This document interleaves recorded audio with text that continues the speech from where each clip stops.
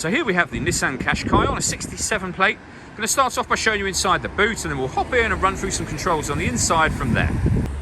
As we approach the back of the car, you can see we have reversing sensors.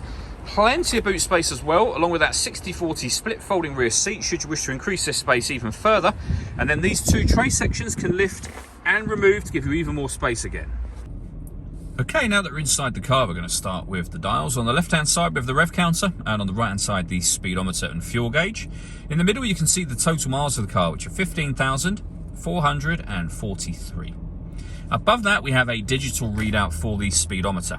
You can change the information displayed there by using buttons on the steering wheel for various different menus, as you can see. If we back out to the steering wheel, the buttons I was just using are here.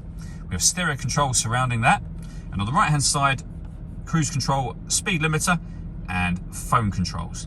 The phone controls can only be used after such time as you pair the phone up to the car, and that is done over on the touchscreen just here.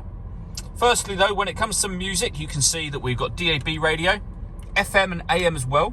If you want to listen to your own music, you do that via the CD player, auxiliary input, and to pair your phone, just hit that button just there. Beneath that, you can see there's a button for camera. If you give that a push, you'll notice that we have a front-facing camera, a bird's eye view camera as well. And if I put the vehicle into reverse, we then have a reversing camera and the bird's eye view. Or you can have that front-facing camera and a front passenger side wheel view as well. So plenty of options with regards to the cameras in this car. We've also got satellite navigation. There's a full video showing how that works on our website and YouTube channel. Working our way down, we have dual zone climate control. So you can adjust the passenger and driver temperature. You can increase and decrease the fan speed. You can determine where you'd like the air to be distributed once it enters the car. When you're happy with those settings, that button turns your air conditioning on. Same button again will turn that off. Or hit auto.